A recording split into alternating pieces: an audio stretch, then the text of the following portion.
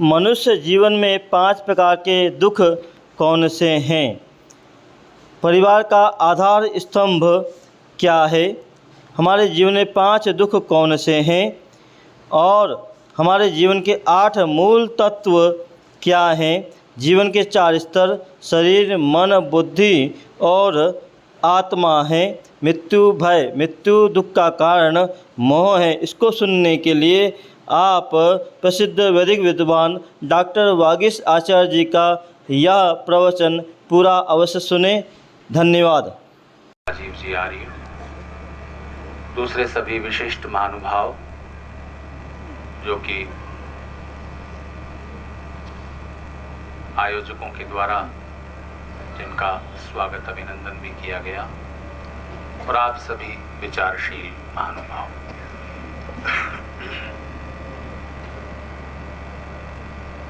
किसी भी वृक्ष पर कोई फूल खिलता है या कोई फल लगता है, उसमें जीवन का संचार, रस, सुगंध तभी तक होते हैं, तभी तक रहते हैं जब तक वो अपनी शाखा से जुड़ा रहे। शाखा तभी तक शक्तिशाली रहती है जब तक वो उस वृक्ष के मूल से, जड़ से, रूट से अपना संबंध बनाए रखे। और वो रूट्स तब तक पोषण खींचती रहती हैं जब तक वो जमीन से, पानी से, सूरज की किरणों का जो समन्वय है उसके साथ जुड़ी हुई है। इन मूल तत्वों के चयापचय से, मेटाबॉलिज्म से उस वृक्ष का शरीर बढ़ता है और उस वृक्ष पर फूल या फल लगते हैं। हमारे जीवन के 4 तल हैं: शरीर, बुद्धि, मन और आत्मा। फिजिकल, इंटेलेक्चुअल, मेंटल, स्पिरिचुअल, 4 स्तरों पर जीवन है।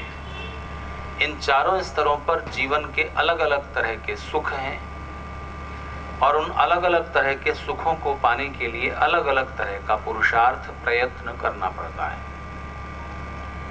हमारे जीवन के 4 विस्तार हैं: हमारा व्यक्तिगत जीवन, फिर हमारा परिवार, पारिवारिक जीवन, फिर हमारा राष्ट्र, देश जिसके हम सदस्य हैं, और फिर पूरी मानवता, पूरा समाज, पूरा प्राणी जगत। इन 8 जीवन के 4 स्तर और 4 आयाम, इन 8 पर हमें परिश्रम और समय खर्च करना पड़ता है। लेकिन अगर कोई व्यक्ति किसी वृक्ष के पत्तों की सिंचाई करता रहे,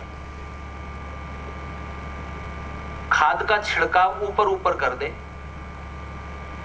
जड़ों को न पानी मिले, न खाद मिले, पोषक तत्व नहीं मिले, तो वो पत्तों की हुई सिंचाई व्यर्थ चली जाएगी।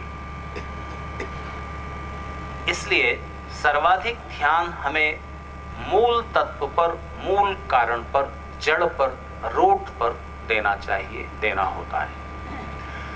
सुख के क्षेत्र में भी, दुख के क्षेत्र में भी। अगर आपको कोई फूल खिलाना है जीवन में, आप चाहते हैं कि जीवन फलवान हो, सफल हो, तो इस जीवन के वृक्ष की रूट्स ढूंढनी पड़ेगी और उन्हें पोषण देना पड़ेगा। अगर जीवन में कोई दुख है, कोई कष्ट है, समस्या है, और उसको आप हटाना चाहते हैं, जैसे कि कोई वृक्ष जहरीला है, आप उसके पत्तों की छटाई कर देते हैं, वो फिर उगाएंगे। डालें काट देते हैं, डालें फिर बढ़ जाएंगी, शाखाएं फिर उगाएंगी। अगर उसे समाप्त करना है तो रूट्स समाप्त करनी पड़ेंगी, तब वो समस्या खत्म होगी। सिर में दर्द है, आप ऊपर से बाम लगा लेते हैं, चाहे वो झंडुई हो, कोई और लगा लेते हैं, लेकिन वो बाम थोड़ी देर के लिए ऐसा आभास कराएगा कि दर्द से राहत मिल गई, वो दर्द ठीक नहीं करेगा। चलिए आप थोड़ा और ज्यादा उपाय करते हैं और एक टैबलेट खा लेते हैं, कोई पेन किलर। वो पेन किलर दर्द का जहां आभास, जहां एहसास होता है, आपके उस ब्रेन के उस सेंटर को, उस स्पेस को, उस एरिया को सुन्न सा कर देता है और दर्द का जो एहसास हो रहा था उसमें कमी ला देता है। पैर में दर्द था, सिर में दर्द था, तो उस दर्द का एहसास कम हो जाता है, दर्द ठीक नहीं होता। जैसे ही उस टैबलेट का असर खत्म होगा, दर्द फिर शुरू, क्योंकि दर्द तो गया ही नहीं था, वो तो वहीं था। उसका मूल कारण ढूंढें कि वो सिर का दर्द है क्यों। आप गर्मी में चले हैं, आपकी नींद पूरी नहीं हुई है, या आपको कोई तनाव है, या आपने आचार्य वागीश का भाषण बड़ी देर तक सुन लिया है, कोई भी कारण हो सकता है। उस मूल कारण को ढूंढिए और वो कारण समाप्त कर दीजिए, तो दर्द फिर दोबारा नहीं होगा। होगा भी तो तभी होगा जब वो कारण वापस लौट आए। जीवन में सबसे बड़ा दुख क्या है?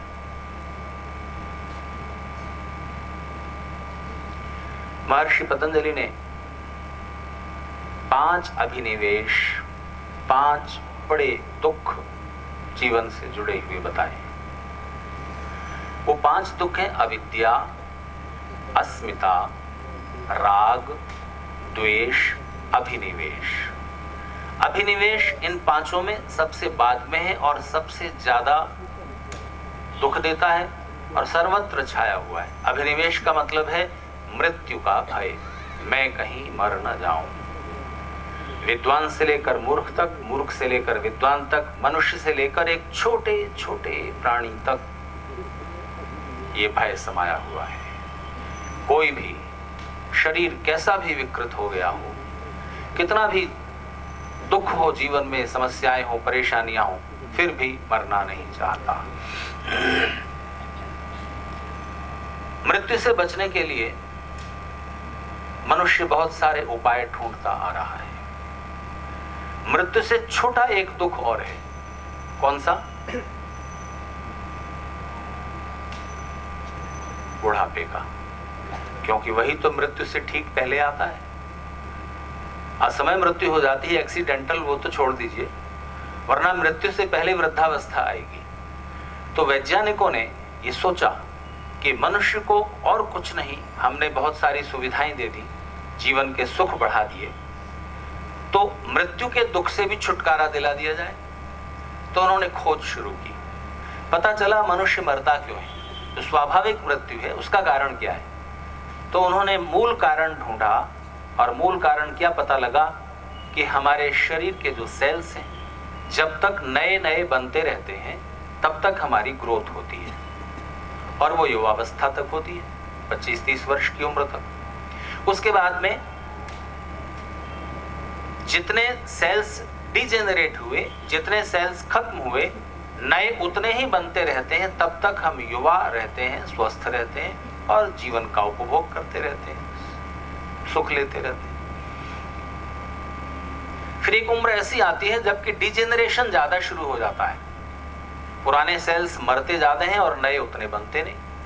तो धीरे धीरे शरीर में निर्बलता आने लगती है, जर्जरता आने लगती है, शरीर पुराना होने लगता है, कमजोर होने लगता है और फिर एक दिन शरीर इस अवस्था में नहीं रह पाता कि जीवन रह सके। तो उन्होंने पाया कि ये जो डिजेनरेशन है यही कारण है मृत्यु का। इस डिजेनरेशन को रोक दिया जाए और मृत्यु पर विजय पा ली जाएगी। तो उन्होंने खोजबीन शुरू की और मुझे अमेरिका की उस यूनिवर्सिटी का नाम याद नहीं रहा, जिसमें अध्यापन करने वाले साइंस के प्रोफेसर जब रिटायर होने लगे, मुझे उनका भी नाम याद नहीं आ रहा है, तो जब वो रिटायर होने लगे तो उन्हें लगा कि मेरे शरीर में अभी तो बहुत शक्ति है और मैं काफी काम कर सकता हूं। तो उन्होंने यूनिवर्सिटी के उच्च अधिकारियों से ये निवेदन किया कि मैं अभी काफी शक्ति अनुभव करता हूं, आप मुझे रिटायर कर रहे हैं, लेकिन मैं चाहता हूं कि मैं इसी बात पर अनुसंधान करूं कि मनुष्य क्यों बूढ़ा होता है और फिर क्यों मर जाता है। तो उनकी अध्यक्ष, हाँ नाम याद आ गया, उनका नाम है डॉक्टर कार्ल टन। तो उनकी अध्यक्षता में अमेरिका के उस विश्वविद्यालय में सबसे पहले साइंस के फील्ड में एक नई ब्रांच खोली गई और उसका नाम रखा गया जेरांटोलॉजी। जेरान एक ग्रीक शब्द है जिसका मतलब होता है बुढ़ापा या बूढ़ा आदमी। तो मनुष्य क्यों बूढ़ा होता है, किन कारणों से होता है और फिर क्यों मर जाता है, इसकी खोजबीन शुरू हुई और उनके वैज्ञानिकों की टीम ने एक वृक्ष खोज निकाला जिसका नाम है सिकोया। सिकोया का जो वृक्ष है वो बहुत लंबे समय तक, लगभग जब तक पृथ्वी है तब तक कह लीजिए, क्योंकि ऐसी कोई पीढ़ी मौजूद नहीं है जो ये कह सके कि ये वृक्ष हमारे सामने पैदा हुआ था और मर गया। उस वृक्ष को अगर कोई आंधी या तूफान न गिरा दे या कोई कीड़ा उसकी जड़ों को खाकर खोखला ना कर दे तो वो वृक्ष, उसके शरीर में ऐसी व्यवस्था है कि जितने सेल्स मिटते हैं उतने ही नए बनते रहते हैं और वो वृक्ष हमेशा युवा सदाबहार रहता है और धरती पर बहुत समय तक लहराता रहता है। तो उन्होंने ये प्रयास जारी किए कि जो प्रोसीजर उस वृक्ष के शरीर में है, सिकोया के बॉडी में है, वही तरीका, वही ढंग, वही व्यवस्था मनुष्य के शरीर में भी डाल दी जाए, डिजेनरेशन रोक दिया जाए, तो मनुष्य बूढ़ा नहीं होगा। बूढ़ा नहीं होगा तो मरेगा नहीं।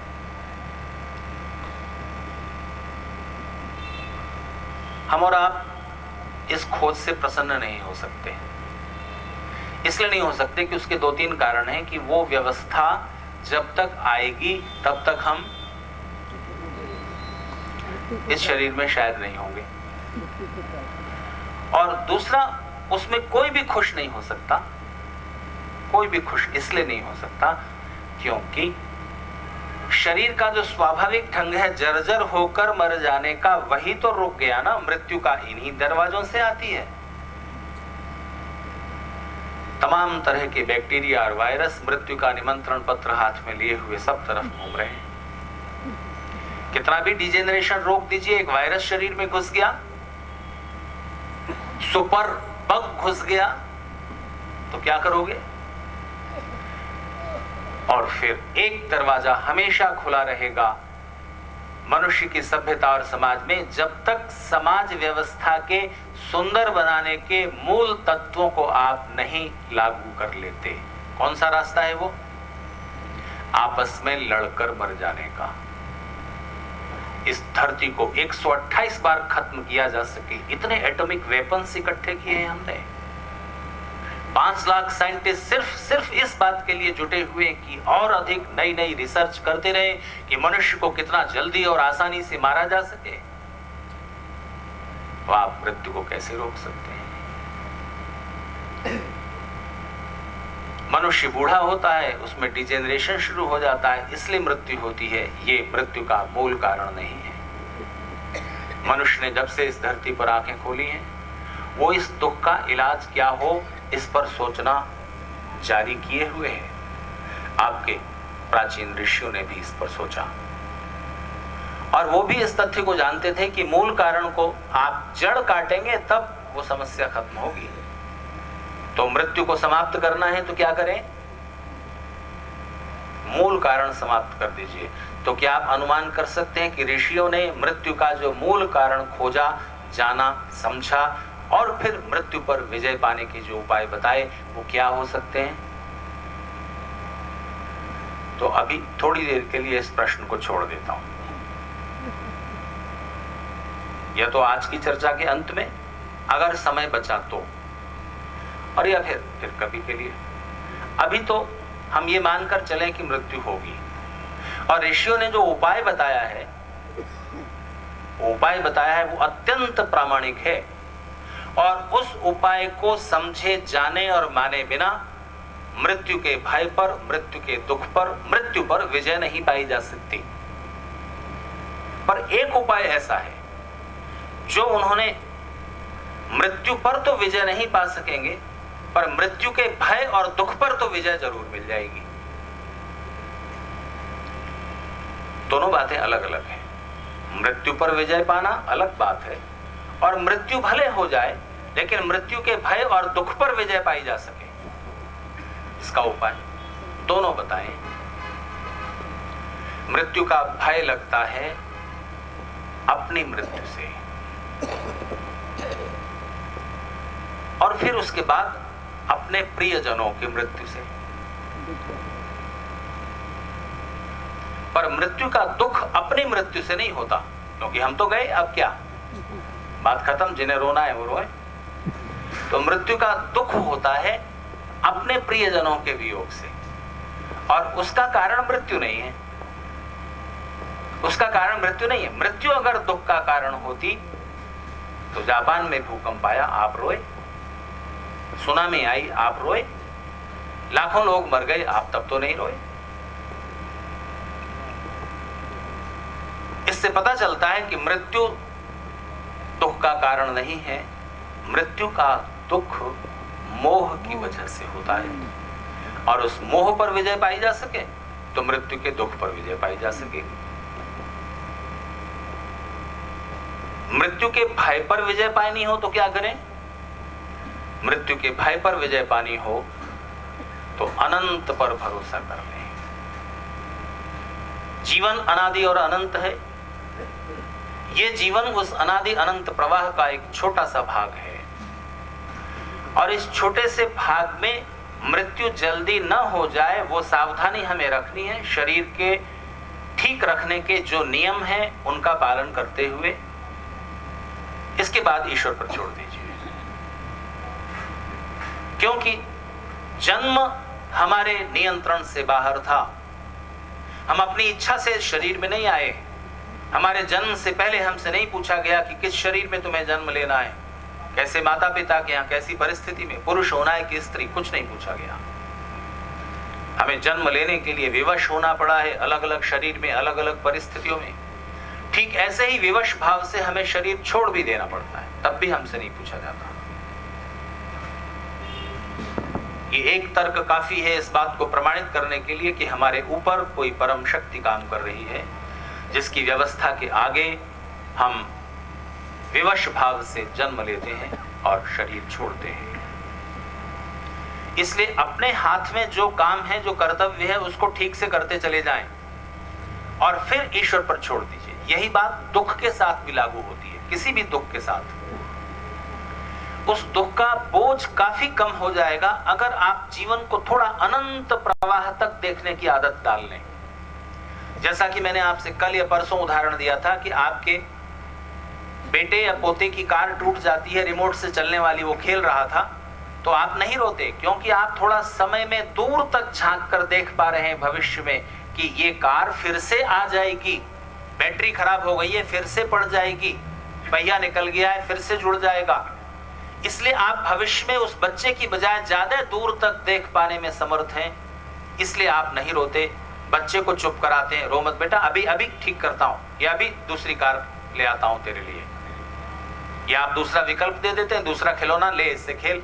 बच्चा खुश हो जाता है, उस दुख को भूल जाता है। जब हमारे कुछ इस प्रकार के नुकसान हो, कोई दुख आए, कोई संकट आए, परेशानी आए, संघर्ष आए, तब आप समय के अनंत प्रवाह को सोचिएगा। समय कितना विस्तृत है, जीवन कितना बड़ा है, इस जीवन के बाद का जीवन, उसके बाद का जीवन, उस अनादि अनंत प्रवाह के कितने से समय के लिए ये दुख है, क्या ये हमेशा रहने वाला है? समय अनादि अनंत है, हमारा अस्तित्व अनादि और अनंत है, और दुख का अस्तित्व थोड़े समय के लिए होगा।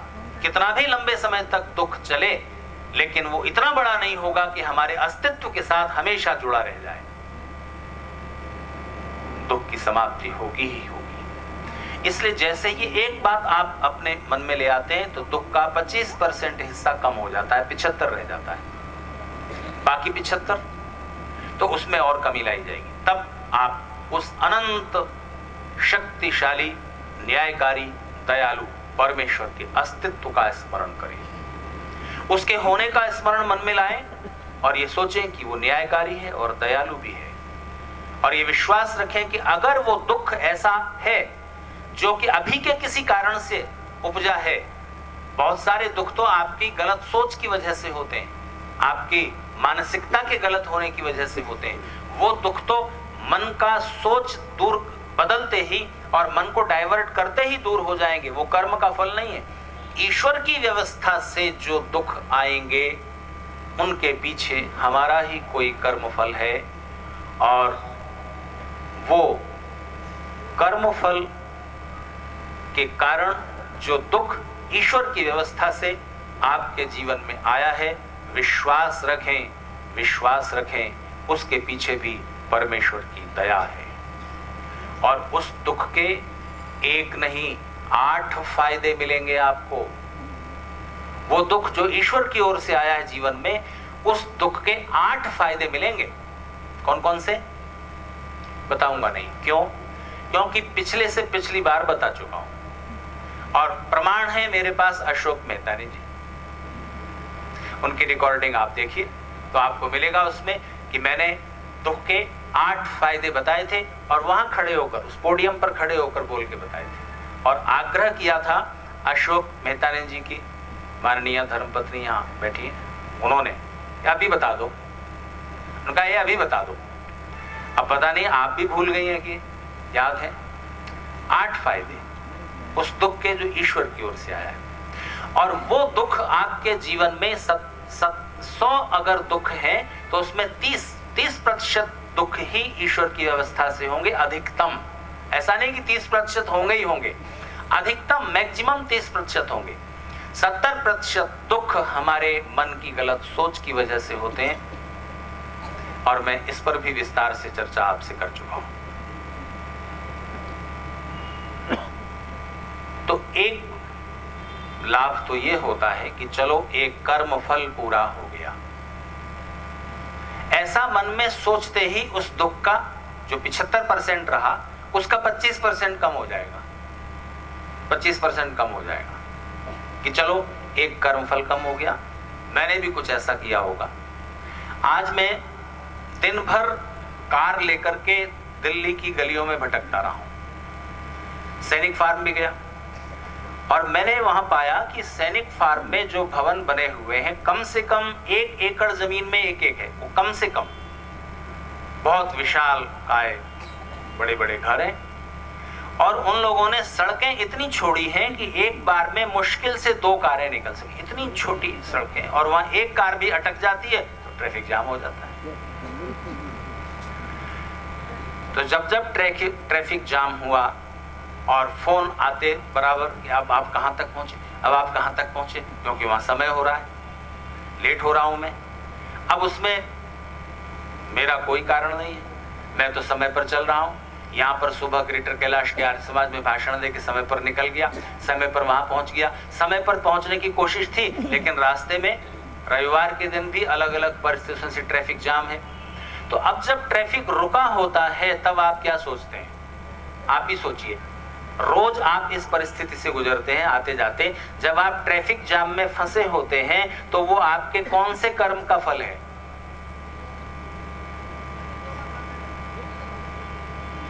तो 2-3 बातें हैं आपके हाथ में।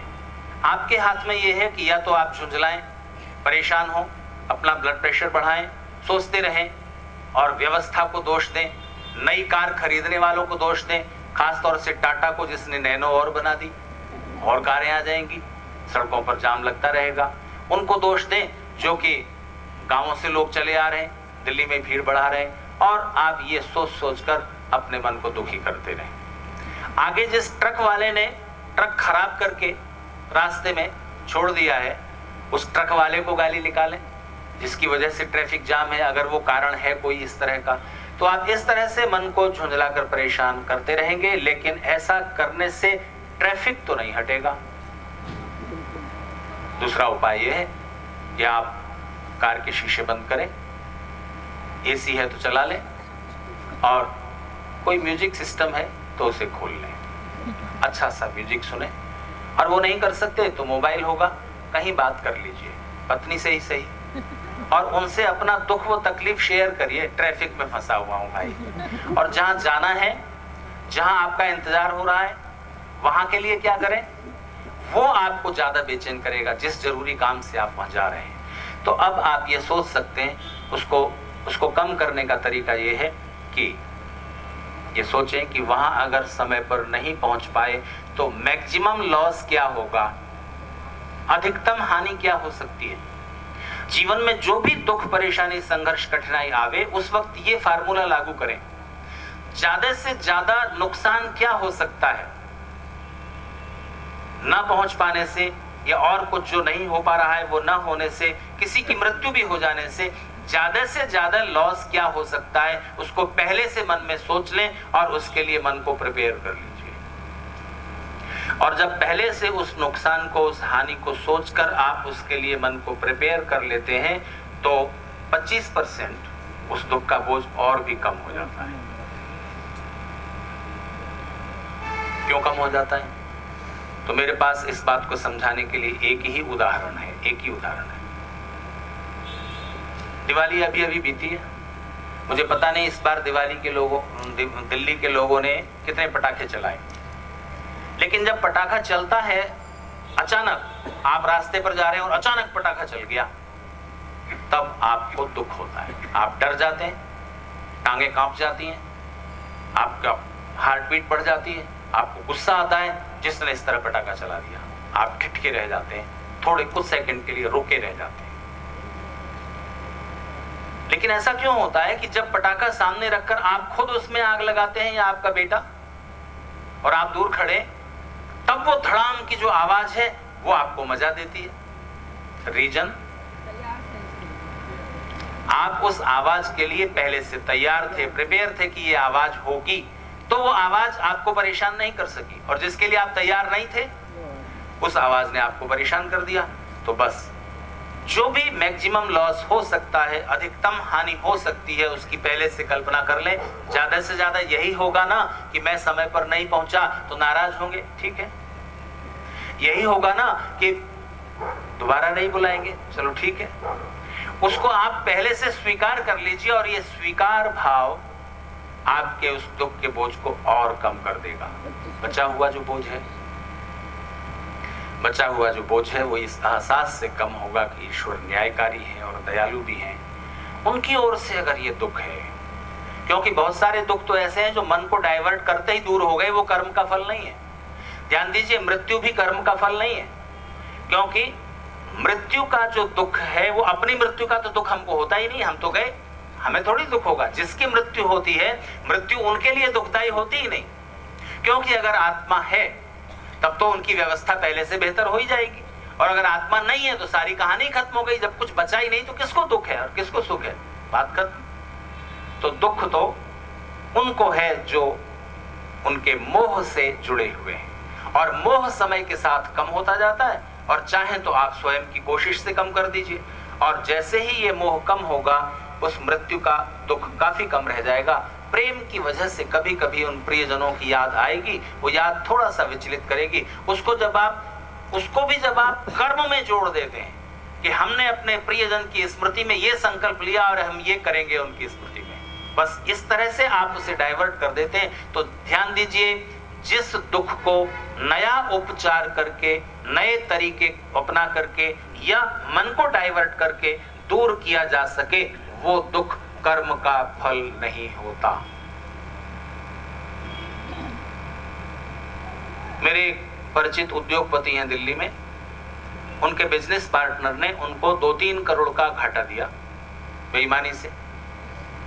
उनके बेटे, उन दिनों कॉन्टेसा कार बड़ी अच्छी मानी जाती थी, 20 साल पुरानी बात है, तो उस कॉन्टेसा कार में बिठाकर मुझे रेलवे स्टेशन छोड़ने जा रहे थे।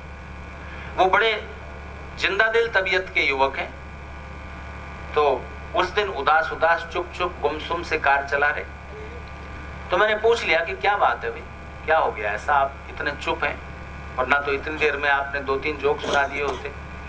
तो बोले क्या बताऊं आचार्य जी, हमारी कोई गलती नहीं है, पर हमारे बिजनेस पार्टनर ने हमको इतने करोड़ का घाटा दे दिया। ये हमारे कौन से कर्म का फल है, क्योंकि हमारे परिवार में रोज यज्ञ होता है, और मेरी जानकारी में मेरे दादाजी ने, मेरे पिताजी ने किसी एक चींटी को भी तकलीफ नहीं पहुंचाई। हमारे साथ ऐसा क्यों? कौन सा कर्म? वो कर्म की फिलॉसफी उनके सामने। तो पूछते हैं हमारे किस कर्म का ही फल है? मैंने कहा देखो, ये कर्म का फल नहीं है, क्योंकि मेरी जेब से अगर 500 रुपए गिर जाएं तो मैं कितनी देर तक रोऊंगा? ठीक है, गिर गए। 5 रुपए गिर जाएं तो और बिल्कुल भी नहीं। तो ध्यान दीजिए, 5 रुपए गिर जाने से हम क्यों नहीं रोते कि 5 रुपए गिर जाने से हमारे सुख पर कोई फर्क नहीं पड़ा, फिर आ जाएंगे, ये हम सोचते हैं।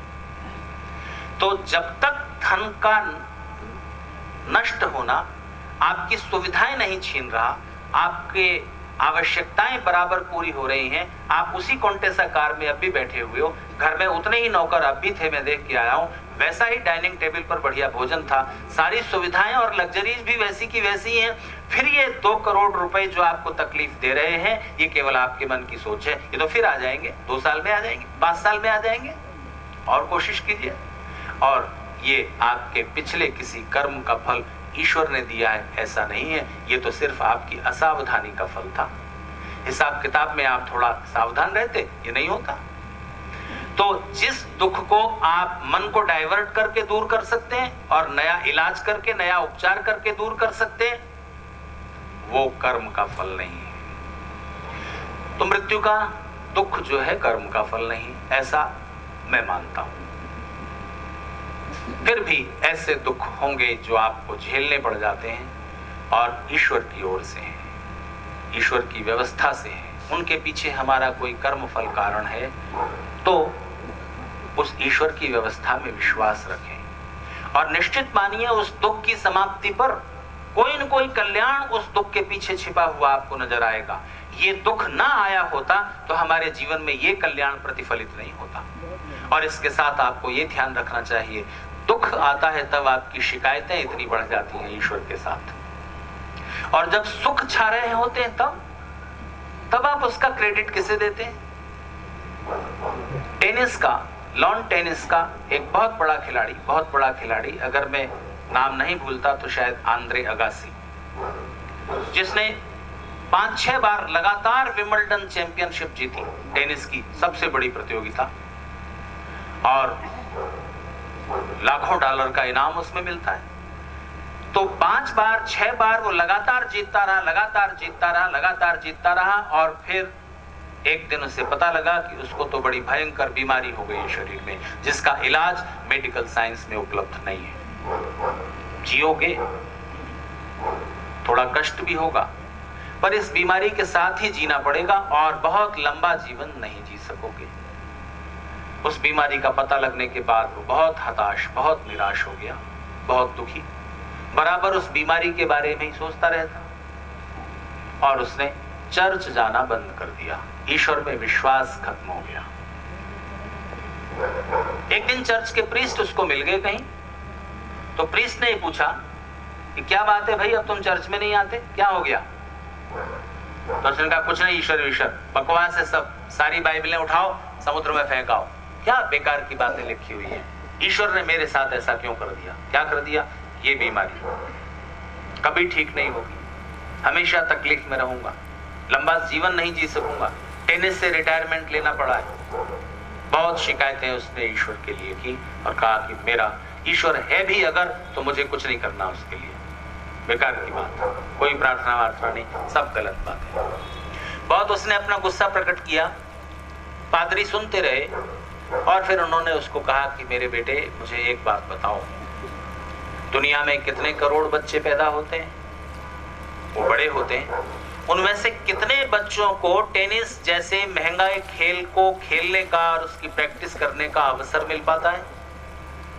शायद धरती पर, पूरी धरती पर अगर मान लो एक मोटा अनुमान 50 लाख बच्चे टेनिस खेलना शुरू करते हैं, उन 50 लाख बच्चों में से 5 लाख होते हैं जो उस टेनिस के अभ्यास को थोड़ा आगे बढ़ा पाते हैं, उन 5 लाख में से 50,000 होते हैं जो अपने अपने देश की प्रतियोगिताओं में, नेशनल लेवल के जो टूर्नामेंट होते हैं उसमें थोड़ा आगे बढ़ते हैं, उनमें से 5,000 ऐसे होते हैं जो इंटरनेशनल प्रतियोगिताओं में हिस्सा लेते हैं, और उनमें से 500 ऐसे होते हैं जो विंबलडन में आते हैं, 500 में से 50 ऐसे होते हैं सेमीफाइनल में पहुंचते हैं, और उसमें से सिर्फ 2 ऐसे होते हैं जो फाइनल में पहुंचते हैं, और उन 2 में कोई एक भाग्यशाली होता है जो एक बार विंबलडन जीतता है दोबारा नहीं जीत पाता।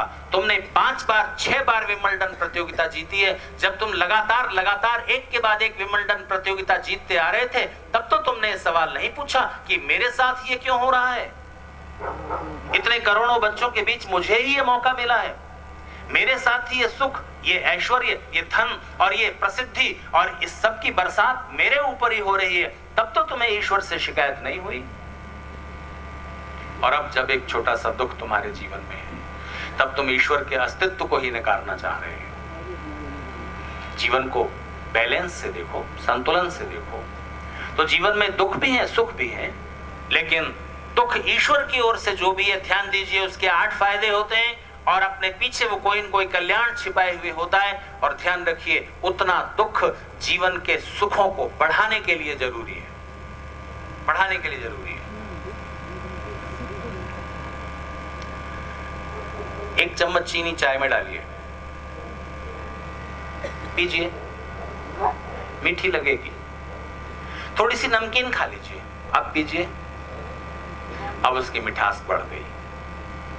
तो थोड़े थोड़े जो कष्ट हैं, कठिनाइयां हैं, ईश्वर की व्यवस्था के साथ जुड़ी हुई, वो आपके जीवन के सुखों का रस दुगुना करती है, बढ़ाती है।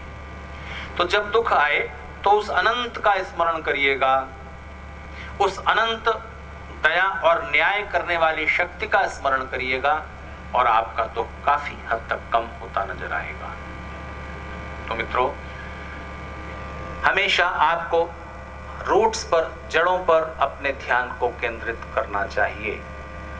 दुख का कारण भी मूल कारण ढूंढें और सुख का भी जो मूल कारण है उसे ढूंढें और जिस तरह का सुख चाहिए उसका मूल पुरुषार्थ करें। महर्षि दयानंद सरस्वती का एक पवित्र वाक्य है, शरीर का पुरुषार्थ किए बिना शरीर का सुख नहीं मिलता, बुद्धि और मन का परिश्रम पुरुषार्थ किए बिना बुद्धि और मन का सुख नहीं मिलता, आत्मा का पुरुषार्थ परिश्रम किए बिना आत्मा का आनंद नहीं मिलता। जीवन के इन चारों स्तरों पर भिन्न भिन्न प्रकार के सुख हैं, उनको पाने के लिए अलग अलग तरह का पुरुषार्थ करना पड़ता है। पर जीवन यही नहीं रुकता, वो विस्तार में भी फैलता है। व्यक्ति का जीवन, परिवार, राष्ट्र और समाज, इनकी भी रूट्स होती हैं। रूट्स अगर शक्तिशाली होंगी तो जीवन भी खिलेगा, उस पर पुष्प खिलेंगे, फल लगेंगे। आपके व्यक्तिगत जीवन की जो रूट्स है वो आपके पुरुषार्थ में छिपी हुई है। आप जिस दिशा में पुरुषार्थ करें, जीवन उस दिशा में विकसित होता चला जाएगा। इसलिए जीवन का मूल नियम है पुरुषार्थ। कर्म का सिद्धांत सारे सुख और दुख के मूल में है, केंद्र में है। इस नियम की कभी उपेक्षा नहीं होती, न ईश्वर की ओर से होती है, और हम चाहते हैं तो भी इसको इग्नोर करके आगे नहीं बढ़ पाते। बिना कर्म किए जीवन में कुछ भी हासिल नहीं होगा। जिस क्षेत्र में आपको जो चाहिए, आपको वैसा कर्म और पुरुषार्थ करना ही पड़ेगा।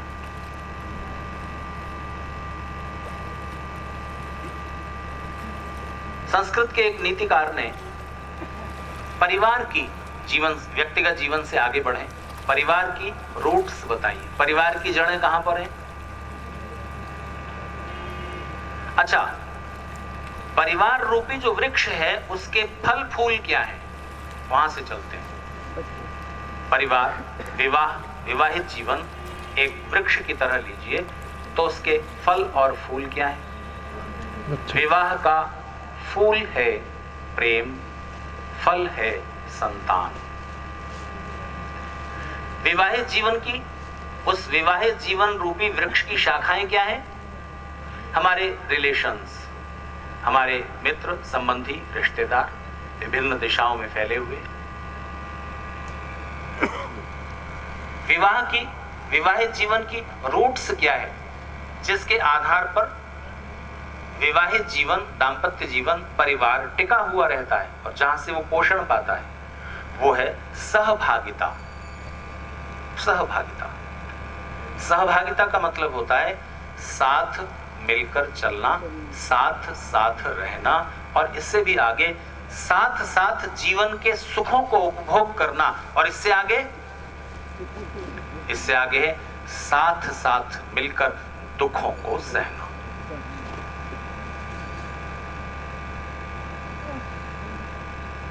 एसोसिएशन से, साथ मिलकर रहने से सबसे निचले तल पर परिवार के लोगों में प्रेम की शुरुआत होती है। एसोसिएशन, साथ साथ जो समीपता से आप रह रहे हैं, उससे भी जीवन में, संबंधों में प्रेम पनपता है। अगर आप साथ साथ रह नहीं सकते किन्हीं कारणों से, स्वतंत्रता के कारण या मकान में जगह कम है इस कारण, तो कम से कम मिलते रहें, बीच बीच में मिलते रहें, समय समय पर मिलते रहें। लेकिन प्रेम बढ़ेगा जब आप साथ मिलकर कुछ सुख एंजॉय करेंगे। अकेले अकेले एंजॉय किया हुआ सुख उतना घना नहीं होता, उतना विस्तृत नहीं होता जितना मिलकर करने पर होता है। प्रेम करने वाले लोगों के साथ सुख शेयर कीजिए, सुख मल्टीप्लाई होगा, बढ़ेगा कई गुना। लेकिन जीवन में दुख कभी कम नहीं होते, और दुख न होते तो परिवार की रूट्स कभी दृढ़ नहीं होती। अगर इस संसार में, जीवन और जगत में दुख का अस्तित्व ही नहीं होता। दुख कई मायनों में जरूरी है। इसलिए मनोविज्ञान बोलता है कि उन दो पति पत्नी में, उन दो मित्रों में हमेशा प्रेम और गहरा होता जाएगा, जिन्होंने किसी एक कठिनाई को, किसी एक परेशानी को, किसी एक दुख को मिलकर साथ साथ फेस किया है, उसका मुकाबला किया है, उसको पराजित किया है। पराजित नहीं कर पाए तो उसे साथ साथ सहा है। वो साथ साथ सहा गया दुख दो मित्रों को आपस में जोड़ देता है, पति पत्नी को आपस में जोड़ देता है। और इसके साथ परिवार के कर्तव्यों को मिलकर जो वो निभाते हैं, संतान को पाला पोसा बड़ा किया, उसको अपने से बेहतर बनाने की सारी परिस्थितियां दी, और इसमें अपने सुखों को सैक्रिफाइस कर दिया। अगर आर्थिक स्थिति अच्छी नहीं थी, बच्चे की नई यूनिफॉर्म होनी चाहिए, हम पुराने कोट से काम चला लेंगे। बच्चे को खिलौना मिलना चाहिए, मिठाई का एक पीस था, न पति ने खाया न पत्नी ने खाया, बेटे या बेटी के लिए छोड़ दिया। अपने छोटे बड़े सुखों को माता पिता छोड़ते जाते हैं, और वो सैक्रिफाइस प्रेम की वजह से होता है। प्रेम सैक्रिफाइस को निमंत्रित करता है, और सैक्रिफाइस प्रेम को घना कर देता है। बड़े से बड़ी तकलीफ हम सह जाते हैं प्रसन्नता के साथ दूसरे के लिए, जिनको हम प्यार करते हैं। और माता पिता अपने बच्चों के लिए सबसे आखिरी और सबसे बड़ा सैक्रिफाइस क्या करते हैं? जाओ बेटा, तुम अगर दिल्ली में नहीं रहना चाहते, तुम्हारा जॉब बेंगलोर में ज्यादा अच्छा है, तुम कनाडा में शिफ्ट हो रहे हो, जाओ, तुम्हारी उन्नति जिसमें है। आखिरी सैक्रिफाइस माता पिता ये करते हैं। बेटे बेटी की उन्नति के लिए चलो हम तुम्हें भी छोड़ने को तैयार है, अपने से दूर करने को तैयार है। बेटी को तो कर ही देते, ससुराल भेज देते हैं। तो जीवन का जो नियम है वो रूट्स पर टिका हुआ है, और परिवार की ये जो सहभागिता है ये उसके आधार में है, उसके रूट्स में है। राष्ट्र की रूट्स कहां होती हैं? किसी देश की जड़ें कहां पर होती हैं? उस देश की जड़ें उस राष्ट्र की और उस राष्ट्र में रहने वाले समुदाय की जो रूट्स हैं वो होती हैं उसके इतिहास में, उसके गौरवशाली अतीत में। इतिहास में अगर आपको अपने इतिहास में गौरव करने लायक, गर्व की, स्वाभिमान की, सेल्फ रिस्पेक्ट की अनुभूति करने लायक कुछ नहीं मिलता, ऐसा कोई देश नहीं है। अगर उस इतिहास में कुछ गौरव करने लायक नहीं है तो उसमें कल्पना से जोड़ दो, जोड़ना पड़ेगा। इसलिए जिस राष्ट्र की शक्ति का पता लगाना हो, उसकी विकास की संभावनाएं कहां तक हैं ये पता लगाना हो, तो उसकी रूट्स कितनी मजबूत है ये देखना। कोई राष्ट्र शक्तिशाली इस वजह से नहीं होता कि उसका क्षेत्रफल कितना है, उसके पास जमीन कितनी है। इस वजह से राष्ट्र शक्तिशाली नहीं होता। इस वजह से नहीं होता कि उसके जमीन के अंदर खनिज संपदा कितनी है, इस वजह से नहीं होता कि उसमें कारखाने कितने हैं, इस वजह से नहीं होता कि उसमें उपज कितनी हो रही है, इस वजह से राष्ट्र शक्तिशाली नहीं होता कि उसकी सेना की ताकत कितनी है। राष्ट्र शक्तिशाली इस वजह से होता है, उसमें विकास की संभावनाएं उतनी होती हैं, जिस देश की युवा पीढ़ी की भविष्य की संभावनाएं उतनी ही छिपी हुई होती हैं, जितना उसके मन में अपनी पुरानी संस्कृति और इतिहास के लिए गौरव का बोध छिपा हुआ है। आत्महीनता का शिकार राष्ट्र कितनी भी धन समृद्धि पाले, लेकिन वो विकास की ओर नहीं जा सकता, शक्तिशाली नहीं हो सकता।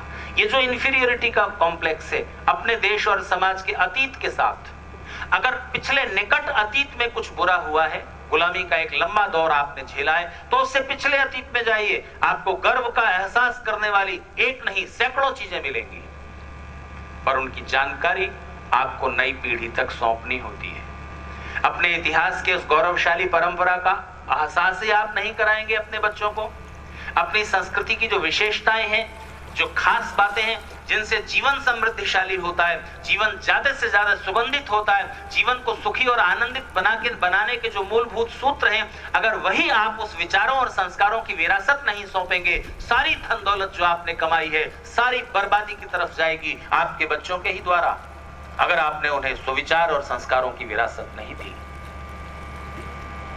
शराब बेचकर जो बिल्डिंग तूने बनाई थी, शराब बेचकर जो बिल्डिंग तूने बनाई थी, वो बिल्डिंग बेचकर तेरे बच्चे शराब पीते हैं। समृद्धि की ये दशा होने वाली है अगर बच्चों को आपने स्वयं अपने आचरण से और विचार से और संस्कारों से नहीं जोड़ा। उसका परिणाम ये होना है। इसलिए बहुत आवश्यक है कि आप उन्हें अपने सांस्कृतिक विरासत से भी जोड़ें और उससे उनका परिचय कराएं। इसमें बच्चों का, युवा पीढ़ी का कोई दोष नहीं है। हम अपने बच्चों को मैथ्स पढ़ाने के लिए, फिजिक्स पढ़ाने के लिए, केमिस्ट्री पढ़ाने के लिए, साइंस के और दूसरे सब्जेक्ट्स पढ़ाने के लिए, जीवन में आगे बढ़ाने के लिए अच्छे से अच्छे स्कूल में एडमिशन कराते हैं, अच्छे से अच्छा ट्यूटर कोचिंग दिलाते हैं, लेकिन हम इस बात की कोई चिंता नहीं करते कि बच्चों में अपनी पारिवारिक विरासत को, सुविचार और सुसंस्कारों की विरासत को उनको सौंपें और उसके साथ उनको जोड़ने का प्रयास हम में से कोई भी नहीं करता। एक एक व्यक्ति शायद उसमें समर्थ भी ना हो, सब लोगों के पास ये ताकत भी नहीं होती, उतनी नॉलेज भी नहीं होती कि बच्चों को उससे जोड़ सके, तो इसके लिए सामूहिक प्रयास तो हो सकते हैं। आर्य समाज जैसी और जो ये 34 संस्थाएं यहाँ पर लगी हुई हैं, मैं आपसे निवेदन करना चाहूंगा उन सब 34 संस्थाओं के आयोजकों से, प्रायोजकों से, पदाधिकारियों से कुछ ऐसा भी कीजिए अपने बच्चों के लिए, कुछ ऐसा भी आयोजन कीजिए जिसमें उनके लेवल पर उतरकर केवल उनको अपने धर्म, अपनी फिलॉसफी, अपनी संस्कृति, अपना इतिहास और जीवन को किस तरह जिया जाए, दुख आए, परेशानी आए, संघर्ष आए, तो वो उसमें अविचल खड़े रह सकें, उनसे हार न माने। ये मनोबल कौन जगाएगा? यूनिवर्सिटी का सिलेबस नहीं। फिजिक्स, केमिस्ट्री पढ़कर माइंड सेट वैसा नहीं बनेगा। ये इंफॉर्मेशंस कलेक्ट हो जाएंगी बहुत सारी, लेकिन मन की डिजाइन इस तरह बन जानी चाहिए कि जीवन के संघर्ष, कठिनाइयां, परेशानियां आपके बच्चों को डिगा न सके, विचलित न कर सके। हर परेशानियों में अविचलित रहते हुए वो उन पर विजय पाने का हौसला रख सके। ये मन शक्तिशाली बनाना पड़ता है। छोटी छोटी बात पर वो गुस्सा न करें, माता पिता को उल्टा जवाब न दें, बड़ों के साथ कड़वा रिएक्शन न करें। ये चीज उनको समझानी होगी। आप नहीं समझा सकेंगे अपने बच्चों को, तो कोई एक ऐसा व्यक्ति या कोई ऐसी आयोजना होनी चाहिए, और ये नहीं होगा तो आप केवल चलते फिरते रोबोट तैयार कर रहे हैं। डॉक्टर हो जाएंगे, इंजीनियर हो जाएंगे, बिजनेस मैनेजमेंट की पढ़ाई कर लेंगे, लेकिन उससे पैसा ही तो कमाएंगे। पैसे को सुख में और आनंद में बदलने के लिए, शक्ति को सुख और आनंद में बदलने के लिए अलग आर्ट सीखने पड़ते हैं। कौन सिखाएगा बच्चों को? रूट से तो आप काटे दे रहे हैं।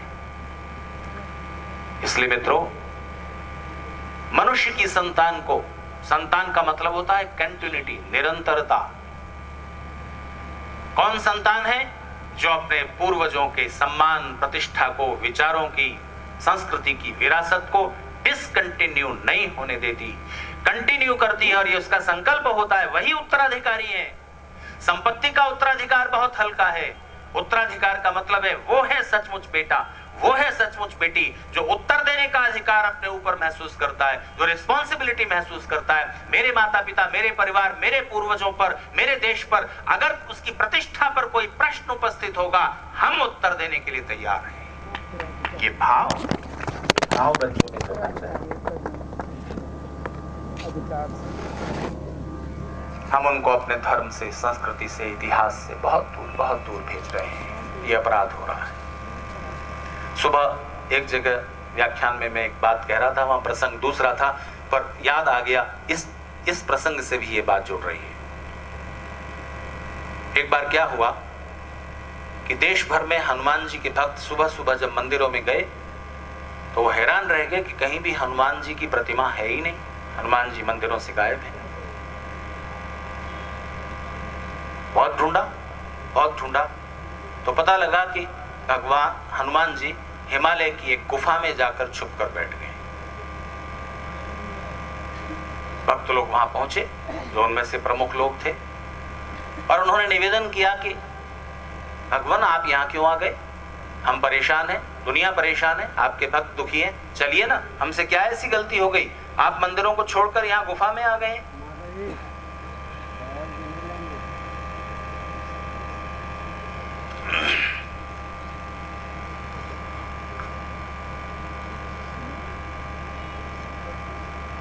तो हनुमान जी ने कहा कि नहीं, मैं नहीं जाऊंगा, यहीं रहूंगा। चलिए ना, क्या बात है। तो बहुत कुरेदने पर हनुमान बोले और उन्होंने कहा कि देखो मित्रों, मेरा ये सौभाग्य था कि मैंने त्रेता युग में भगवान श्री राम के समय में जन्म लिया,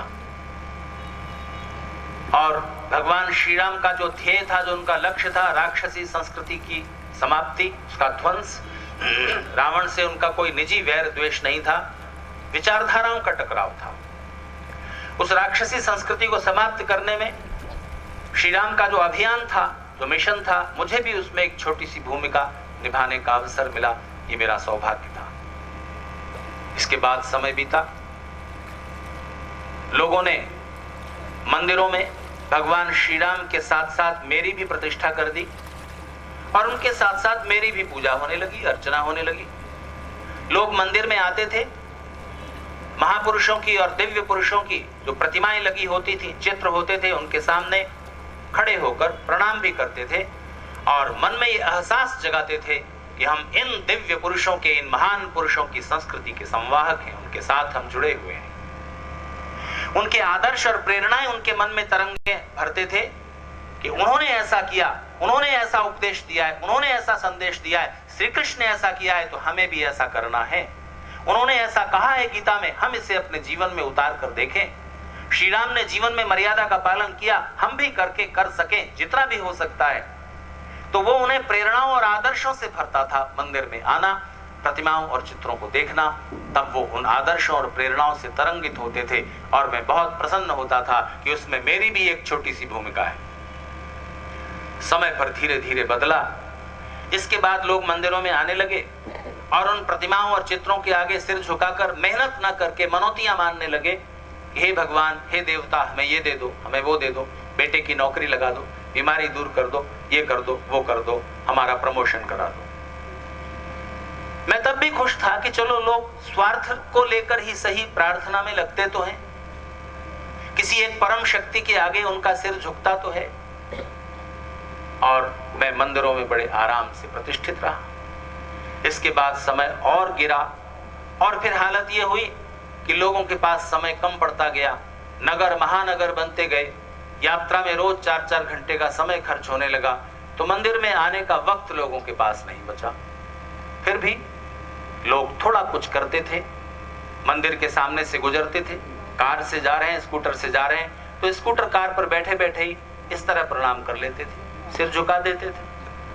हाथों से हैंडल थामा हुआ है तो हाथ नहीं जोड़ते थे, बस इस तरह सिर झुका देते थे। मैं तब भी प्रसन्न था, कोई बात नहीं, श्रद्धा का बीज तो है, किसी एक परम शक्ति के लिए मन में श्रद्धा की भावना है, और समय आएगा जब ये कारोबार और इन झंझटों से थोड़ा हटेंगे तो फिर ठीक से पूजा अर्चना प्रार्थना में भी लग जाएंगे, कोई बात नहीं। और मैं फिर भी मंदिरों में प्रतिष्ठित रहकर प्रसन्न था। लेकिन एक दिन तो हद हो गई। मैं दिल्ली के कनॉट प्लेस में घूम रहा था, और मैं जा रहा था तो मेरे सामने से एक लड़की आई, 18-20 साल उम्र उसकी उम्र रही होगी। बड़े अजीब से उसने कुछ अपना शरीर कुछ ऐसा किया हुआ था, और जब वो मेरे सामने से निकलती चली गई, फिर कुछ कदम पीछे जाके फिर लौटी। सेकंड थॉट में, यानी थोड़ी देर बाद उसने मुझे पहचाना और लौट करके आई और बोली, हाय हनु, हाउ आर यू, और चली गई। पर इसके बाद तो मैं पूरी तरह से निराश हो गया हूँ, और अब मेरा मन नहीं करता कि मैं मंदिरों में आ जाऊं। कहानी है, छोटी है, बिल्कुल छोटी है। न ऐसा कभी हुआ कि हनुमान कनॉट प्लेस में घूम रहे थे, लेकिन जिस भी व्यंग लेखक ने ये लिखा है, हमारे समाज के यथार्थ को हमारे सामने परोस दिया है। ये है आपका यथार्थ, किधर ले जा रहे हैं आप अपने भविष्य को। रूट से मत कटने दो। देखो आप ही करिए।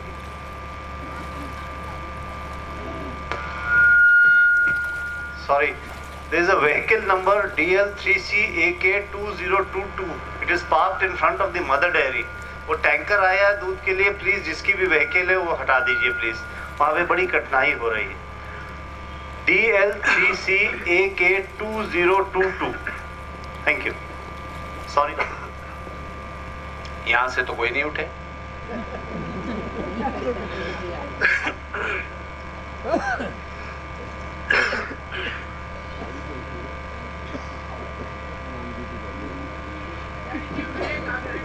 जी जी, अच्छा।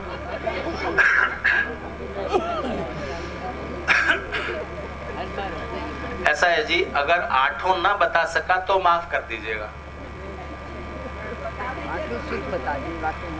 देखिए क्या है जी, 8:30 बजने में 3 मिनट हैं। सुनिए जी, एक मेहमान किसी घर में आए और उन्होंने 39 रोटियां खा ली, 39, एक छोड़ दी, 40 ही बनी थी। एक छोड़ दी तो मेजबान ने कहा, होस्ट ने कहा कि ये एक भी खा लीजिए। उन्होंने कहा हाँ। फिर आप कहोगे 40 रोटी खा गया। तो मैं अपना रिकॉर्ड नहीं खराब करना चाहता कि इसने रोज इतना टाइम लिया, रोज इस टाइम को ओवर किया, आज आखिरी दिन तो मैं समय पर खत्म कर दूं।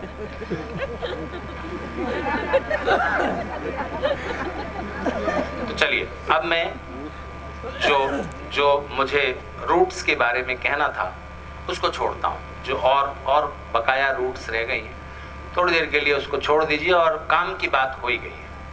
दुख के 8 फायदे हैं, हर एक दुख के नहीं। दूसरे की बड़ी कार देख के आप नाखुश हैं, नाराज हैं और दुखी हैं, आपके पास आने जाने के लिए साधन है। दूसरे की अच्छी बड़ी कार देखकर आप दुखी होते हैं, इस दुख का कोई इलाज नहीं है। ये ईश्वर की ओर से नहीं है, ये हमारे मन की दुष्प्रवृत्ति है। तो ये 8 हैं, मुख्य 8 हैं इस तरह के मन की गलत सोच के कारण में छिपे हुए 8 विकार हैं, जिनकी अगर एक भी उपस्थिति हमारे मन में है तो सारी धन दौलत पाके भी आदमी सुखी नहीं होगा, दुखी रहेगा। मैं इसको कह चुका हूं आपसे, आप पिछले और उससे पिछले उसमें नहीं रहे होंगे। ईर्ष्या, घृणा, असंतुष्ट रहना, क्रोधी होना, जरूरत से ज्यादा क्रोध करते रहना, शंकित रहना, ऐसा न हो जाए, वैसा न हो जाए, ये न हो जाए, कर्म पुरुषार्थ प्रयत्न न करके भाग्य किस्मत को रोते रहना, पुरानी दुखद बातों को मन में बार बार याद करते रहना, और जरूरत से ज्यादा चिपक, आसक्ति, अटैचमेंट रखना, व्यक्ति से, वस्तु से, स्थान से, विचार से, कर्म से या कर्म के फल से। ये 6 तरह की जो आसक्तियां हैं, जरूरत से ज्यादा अटैचमेंट, ये आपको सुखी नहीं होने देगा। तो इन कारणों को हटा दीजिए। फिर जो असावधानी और कर्महीनता, पुरुषार्थहीनता, आलस्य आदि की वजह से जो उपजे दुख हैं, वो भी ईश्वर की ओर से नहीं है, वो भी ईश्वर की ओर से नहीं है। तो बहुत थोड़ा रेशियो रह जाता है जीवन में जो दुख ईश्वर की तरफ से आएंगे। उन दुखों के पीछे कोई न कोई कल्याण छिपा होगा। और 8 फायदे तो आप यूं समझ जाएंगे कि 8 फायदे तो होते ही हैं। एक फायदा तो ये होता है कि उस दुखद स्थिति के गुजर जाने के बाद आप ये पहचान जाते हैं कि कौन आपका असली सच्चा हित चिंतक है, वेल विशर है, और कौन ऐसा ही ऊपरी है। कौन आपके सच्चे मित्र हैं, संबंधियों में और मित्रों में भी किनका आपसे गहरा हित भाव है, वो पता लग जाता है। एक ये फायदा होता है कि उस दुख को जिन्होंने साथ मिलकर सहा, उनमें प्रेम घना हो जाता है। पति पत्नी में, मित्रों में और परिवार के जो भी सदस्य हैं, मिलकर जिन्होंने उस दुख को सहा है, उनका प्रेम घनीभूत हो जाएगा। उस दुख का फायदा यह होगा कि आपकी सेल्फ रिस्पेक्ट बढ़ जाएगी, सेल्फ रिस्पेक्ट बढ़ जाएगी। और ध्यान दीजिए, ईश्वर की प्राप्ति का जो आनंद होता है वो तो सबसे बड़ा है, लेकिन इस जीवन में जो आनंद है, जो सुख है, उनमें सबसे बड़ा आनंद सेल्फ रिस्पेक्ट का ही है। अधिक धन क्यों कमाना चाहते हो? अधिक विद्वान क्यों होना चाहते हो? कोई कलाकार और ज्यादा बड़ा कलाकार होने की कोशिश में क्यों लगा रहता है? ऊंचे से ऊंचे पद को पाने की कोशिशें क्यों जारी रहती हैं? Self respect. लोग मुझे जाने, पहचाने, माने, ईगो सेटिस्फेक्शन, अहंकार की तृप्ति। और ये सेल्फ रिस्पेक्ट मिलता है जब आप किसी दुख को मजबूती के साथ सह लेते हैं, तब आपके मन में सेल्फ रिस्पेक्ट जागती है। मैं इस कठिन दुख को सह सका। दूसरे क्या है? जरा से दुख में इस तरह बिलबिला रहा है। बताइए, जो आदमी जरा से दुख में बिलबिला गया, वो आपको अपने सामने कितना छोटा लगेगा? एक फायदा। इसके अलावा यह फायदा होता है कि आपके मन की सहन करने की शक्ति बढ़ जाती है। अब आप उससे भी बड़े दुख को सहने के लिए तैयार हैं। और सहन शक्ति अगर है, सहन शक्ति के द्वारा वो दुख जो है उतना दुख रहेगा ही नहीं। अगर आपके पास सहन शक्ति है तो आपको पता लग जाता है कि आपका ईश्वर विश्वास कितना गहरा था। जरा सा दुख आया और आप ईश्वर से शिकायतें कर बैठे। अगर आपका ईश्वर विश्वास सत्य पर, तर्क पर आधारित है, सत्य विश्वास है, तो आप उस दुख के पीछे छिपे हुए कल्याण को भी थोड़ा थोड़ा महसूस कर पाएंगे। अगर आप इजाजत दें तो मैं एक छोटी कथा सुना दूं, पर आपकी इजाजत से काम नहीं चलेगा ना। खैर छोड़िए, ये तो होती रहती है, फिर आ जाएंगी, फिर किसी और प्रसंग में जुड़ जाएंगे। तो इतने प्रकार के लाभ आपको मिलते हैं उस दुख के। और वैदिक प्रवचनों को सुनने के लिए और वैदिक भजनों को सुनने के लिए वैदिक राष्ट्र यूट्यूब चैनल सब्सक्राइब करें, लाइक करें, शेयर करें। धन्यवाद।